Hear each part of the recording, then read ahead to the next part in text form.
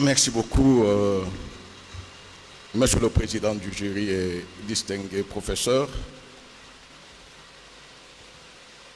Avant toute chose, dans les 30 minutes, vous me permettrez de rendre grâce à Dieu. Celui qui, il y a quelque temps, savait que ce jour sera. Quand personne ne pouvait y penser, mais lui savait déjà que ce décor sera planté. C'est pourquoi je lui rends toutes les actions de grâce et je m'incline au devant de sa Seigneurie. Cela étant, je reviens sur ce qui nous concerne pour relever un fait aussi avant d'entrer dans mon propos. Dans les présentations qui ont été faites sur ma personne, je ne sais pas si c'est parce qu'on a pris en compte les 35 ans de carrière que l'autre aspect de ma personne n'a pas été pris en compte. Si j'ai fait 35 ans de carrière, mais j'ai aussi 30 ans de ministère. Je suis pasteur.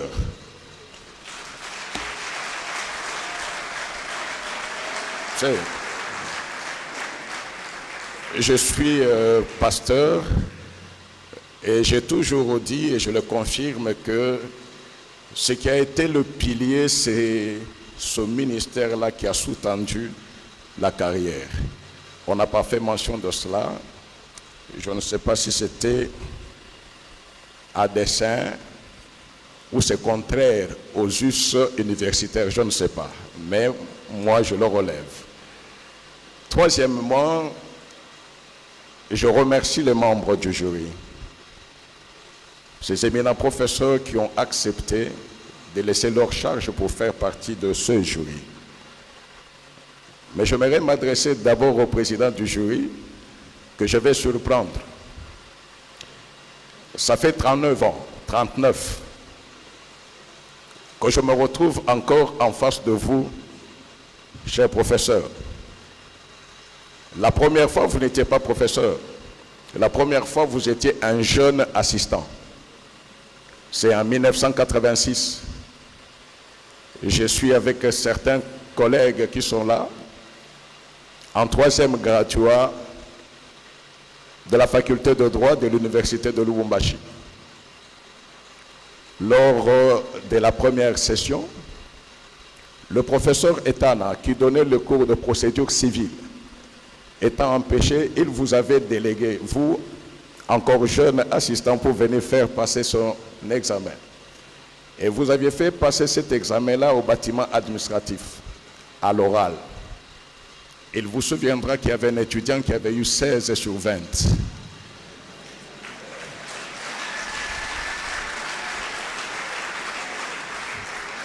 Il y a 39 ans, vous en aviez beaucoup parlé.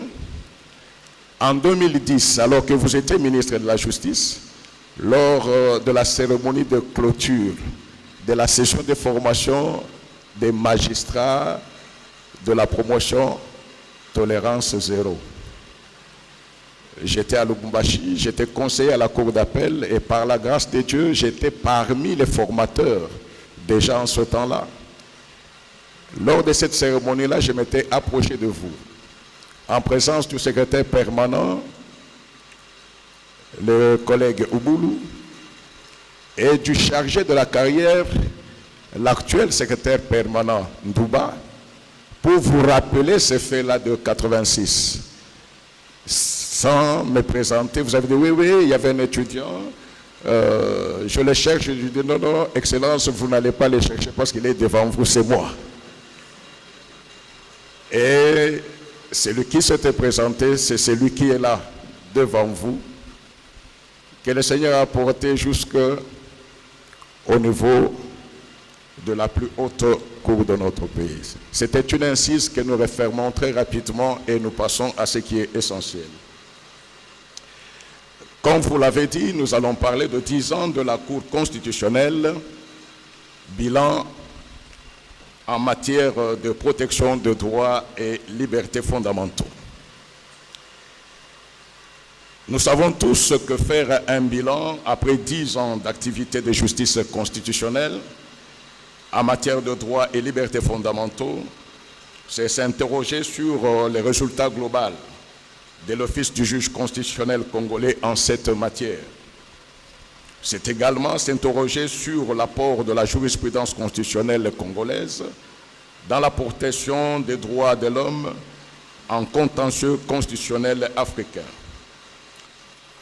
C'est cela le bilan que nous sommes appelés à dresser au cours de la présente cérémonie, laquelle constitue une occasion mieux, une opportunité à saisir pour évaluer les chemins parcourus et, partant, se projeter en connaissance de cause dans l'avenir. En effet, il est sans conteste vrai que le contrôle de constitutionnalité de loi est la compétence la plus importante de l'activité juridictionnelle de Cour constitutionnelle africaine.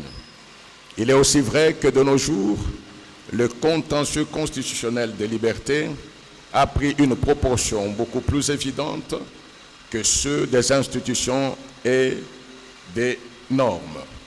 Cet objet du droit constitutionnel est devenu l'objet phare de la triptyque dimensionnelle de cette discipline fondatrice du droit public, l'état de droit, au point que cette discipline, dans sa dimension institutionnelle, est celle normative, quoique des libertés.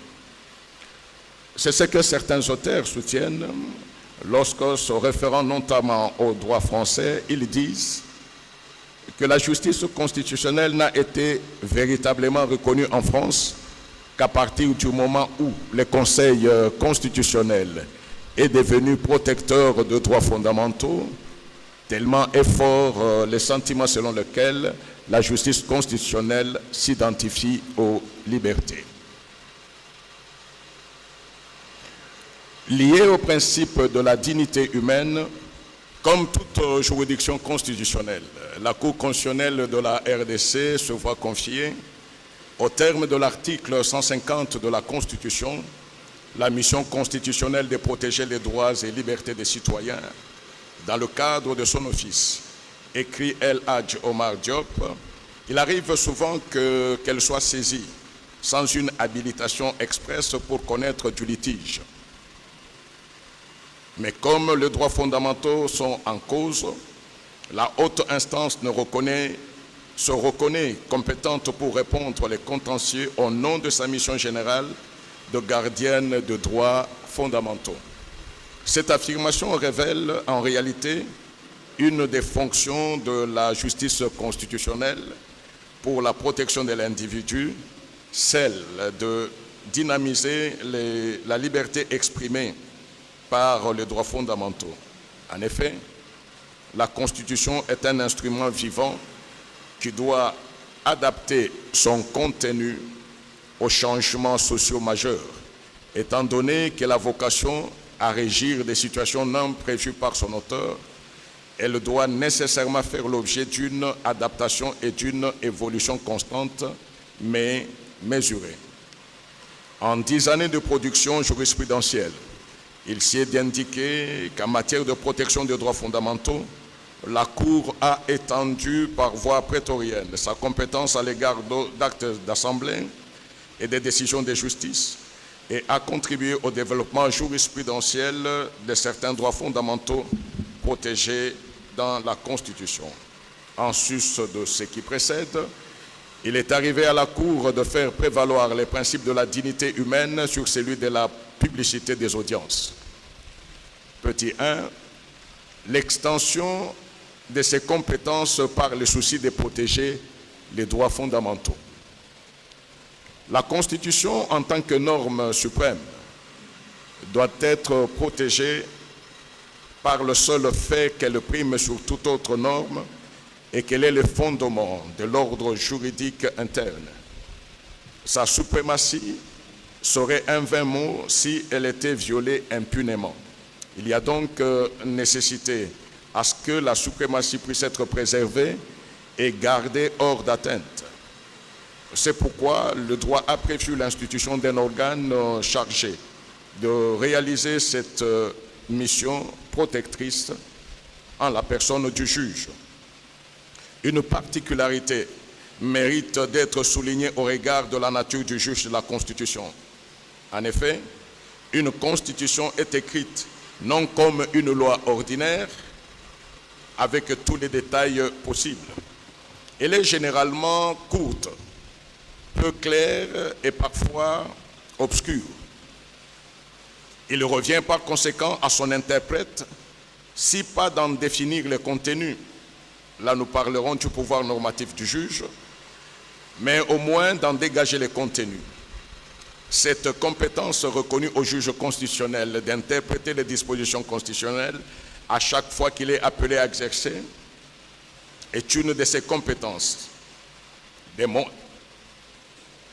Démontre à suffisance l'étendue des pouvoirs qu'une telle juridiction possède.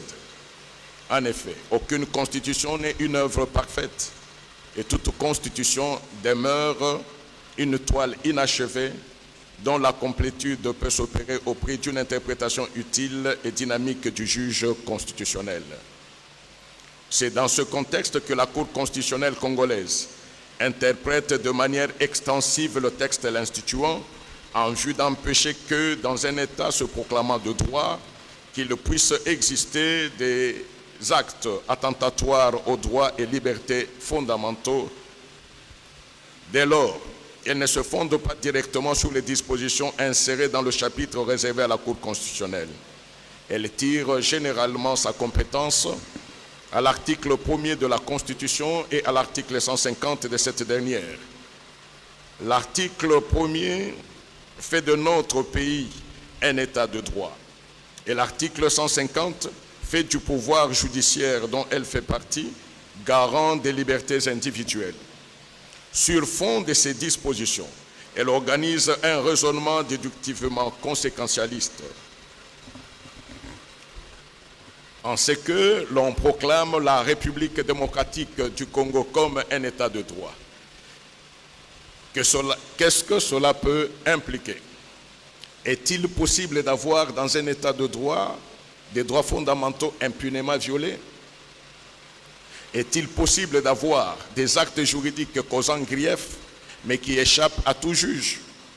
Si la réponse est négative, en relation avec la compétence dévolue au pouvoir judiciaire de garantir les droits fondamentaux, le juge se permet alors, sur fond de l'idéal de l'état du droit et de sa fonction de garante de droits et libertés consacrés, de se déclarer compétente à l'égard des actes politiques des assemblées parlementaires notamment.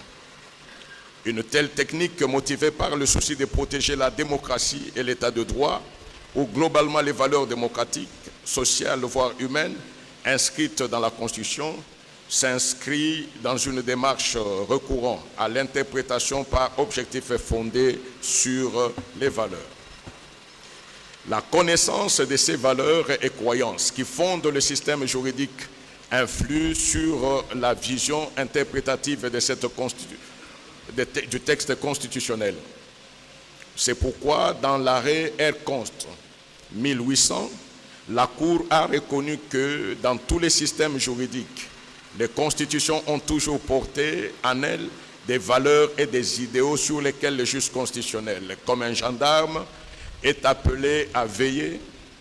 Et telle que conçue, la Constitution du 18 février 2006 ne permet à aucun pouvoir organisé par elle de porter atteinte ni aux droits fondamentaux, ni à l'équilibre du système démocratique ou à l'équilibre de pouvoir, ni à l'état de droit, sinon son écriture même ne serait qu'une farce absurde et qu'elle serait vide de sens et d'essence.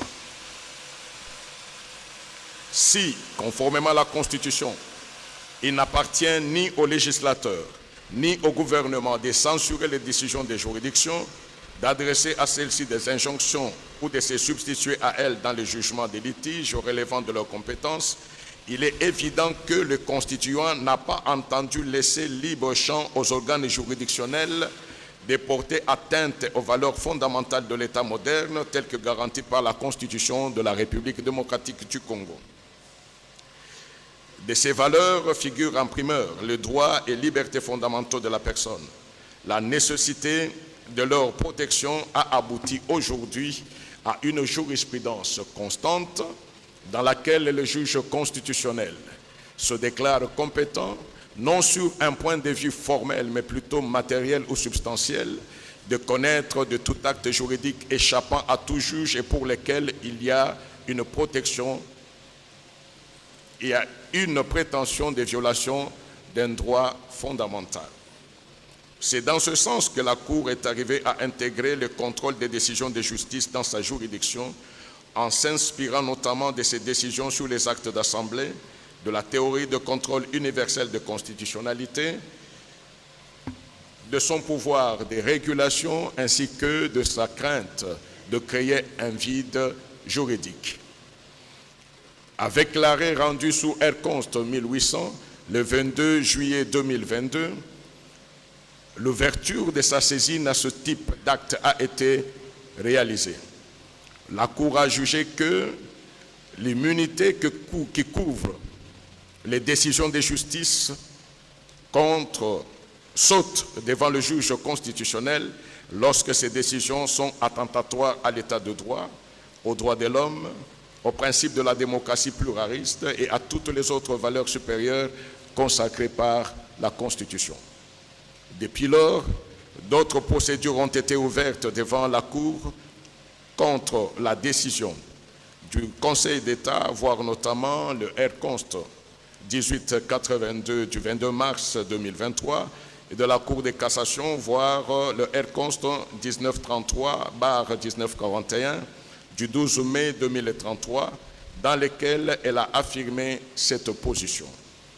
Point 2. Le développement progressif de certains droits fondamentaux. Durant cette décennie, la Cour a connu de nombreux recours des justiciables contre les décisions des assemblées politiques délibérantes. La plupart de ces recours concernent soit le droit de la défense, soit le droit à l'égale protection de loi. Nous allons à titre d'illustration présenter la perception de la Cour relativement au droit de la défense. Petit 1, le droit de la défense. Dans une espèce en 2017, la Cour est saisie par un gouverneur qui a été renversé à la suite d'une motion de défiance pendant qu'il se trouvait en dehors de la province au moment où la motion en question a été adoptée. Son déplacement était justifié car opéré en toute régularité du fait qu'il était appelé à répondre à des obligations étatiques à Kinshasa concomitamment à la notification de la motion initiée contre lui. Dans son argumentaire, la Cour a souligné qu'après avoir notifié l'existence d'une motion contre le gouverneur, l'Assemblée provinciale devait inviter le gouverneur à venir présenter ses moyens de défense à la plénière, au cours de laquelle cette motion a été débattue. Ne l'ayant pas fait, et aussi du fait de ne pas préciser ni l'heure, ni les lieux où serait débattue cette motion, la Cour a jugé que la simple notification de l'existence de la motion à l'intéressé ne pourrait valoir invitation, vu son caractère général et imprécis. Ainsi, la Cour a conclu à la violation du droit de la défense. Dans une autre espèce, en 2025, la Cour est saisie par un vice-gouverneur déchu qui, invité pour répondre à une interpellation, verra celle-ci être transformée le jour de la plénière en motion de défiance, laquelle a été adoptée le même jour. La Cour a jugé que, même si le requérant avait pris la parole pour se défendre contre les griefs portés contre lui, le fait simplement qu'il n'ait préalablement pas été informé que la procédure enclenchée contre lui aboutirait à une déchéance constitue une violation du droit de la défense. Pour la Cour, le respect du droit de la défense implique que la personne mise en cause ne puisse être sanctionnée sans qu'elle ne soit mise au courant que la procédure initiée contre elle aboutirait à une sanction. Cette vue du droit de la défense constitue une des avancées majeures de la Cour constitutionnelle dans la protection des droits fondamentaux des citoyens. Ainsi, dans la même espèce, la Cour a jugé qu'en vertu du respect de son droit de la défense, l'interpellé, c'est-à-dire le vice-gouverneur déchu, devait, au moment où son interpellation a été transformée en motion de censure, bénéficier d'un délai raisonnable pour préparer sa défense. Pour la Cour, le temps nécessaire à accorder à la personne accusée entre l'information des greffes à sa charge et le jour de sa réplique constitue une composante indispensable du droit de la défense. En effet, au-delà de l'information sur les greffes, la personne sur laquelle pèse un risque de sanction doit disposer d'un temps et des facilités pour préparer utilement ses moyens de défense. Grand point 3. La primauté du principe de dignité humaine. Aujourd'hui, il n'est plus possible de parler du droit constitutionnel sans les juges constitutionnels, ni du juge constitutionnel sans la préoccupante question de la dignité des personnes et donc des droits fondamentaux. Dans une espèce presque récente, la Cour constitutionnelle a été saisie par voie de questions préjudicielles au travers d'une exception d'inconstitutionnalité soulevée en pleine audience contre l'article 566 de la loi portant Code de la famille pour violation de l'article 20 de la Constitution. Pour les requérants, les débats en matière du divorce devaient se conformer à l'article 20 de la Constitution et non à l'article 566 du Code de la famille. Pour votre gouverne, l'article 566 du Code de la famille prévoit qu'en matière de divorce, la cause est instruite dans la forme ordinaire mais délibérée à huis clos. Alors que l'article 20 de la Constitution dispose que les audiences des cours et tribunaux sont publiques, à moins que cette publicité ne soit jugée dangereuse pour l'ordre public et les bonnes mœurs. La Cour était donc devant une disposition législative datant de 1987 qui consacre le huis clos lors des débats en matière de divorce et une disposition constitutionnelle de 2006 qui pose le principe de la publicité des audiences. Dans l'espèce, nous avons reconnu tout d'abord que le principe de la publicité des audiences vise à protéger les justiciables contre une justice secrète échappant au contrôle du public, participant de ce fait à la bonne administration de la justice et à la garantie d'un procès équitable. Ensuite, nous relevons que ce principe de la publicité d'audience n'évoluait pas en vase clos, car pouvant subir des inflexions dans certaines conditions, notamment lorsque la publicité nuirait aux intérêts de la justice ou lorsque les circonstances particulières au droit, au respect de la vie privée, consacrées à l'article 31 de la Constitution, l'exigent. C'est dans ce sens que la Cour est arrivée à juger que l'article 566 du Code de la famille, qui prévoyait les huis clos en matière de divorce, ne s'écartait pas de l'article 20 de la Constitution, qui consacre la publicité d'audience, mais participait au contraire à l'équilibre entre les droits fondamentaux en faisant prévaloir en cette matière de divorce le droit au respect de la vie privée par rapport à la règle de la publicité des audiences. Dans sa motivation, la Cour a justifié cette position en soutenant que, par le fait qu'en droit congolais, le divorce d'un mariage est une mesure exceptionnelle et salutaire, décider du huis clos serait la bonne décision en ce qui lui permet que, pour des questions aussi personnelles et délicates, intimement liées à la vie privée entre deux personnes mariées, la publicité serait dangereuse dans la mesure où les raisons qui fondent généralement le divorce sont d'ordre intime et ne peuvent pas être exposées à la lumière du public. Il ressort de tout ce qui précède que c'est en réalité au nom de la dignité humaine, particulièrement de la dignité de deux personnes mariées qui sont en procédure de divorce, que le droit au respect de la vie privée, prévu à l'article 34 de la Constitution, devait primer les principes de la publicité des audiences consacrés à l'article 20 de la Constitution. En conclusion, 10 ans après sa mise en place, la Cour constitutionnelle de la République démocratique du Congo s'est progressivement imposée comme un véritable rempart de la protection de droits et libertés fondamentaux, en élargissant de manière prétorienne l'étendue de ses compétences, en consacrant des principes essentiels tels que le droit à la défense, l'égalité devant la loi ou encore la protection de la vie privée. La Cour a su affirmer sa mission de gardienne des valeurs constitutionnelles.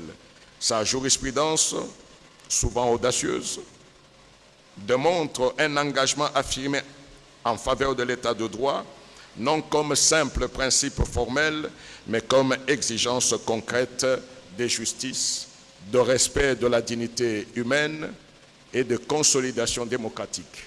Ce dynamisme interprétatif qui place la personne humaine au centre, au cœur du droit constitutionnel, mérite d'être salué et encouragé.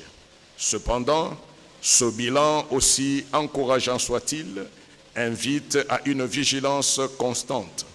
Les droits fondamentaux ne sont jamais définitivement acquis et leur protection exige non seulement des juges courageux et indépendants, mais aussi des citoyens conscients et des institutions responsables. C'est à ce prix que la justice constitutionnelle continuera d'être un véritable instrument du progrès, de paix et de liberté dans notre société. Je vous remercie.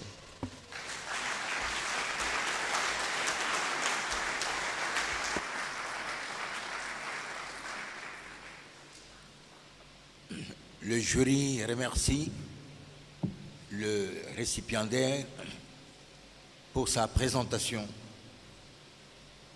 Je demande à Monsieur le recteur d'autoriser le jury à se retirer pour délibérer.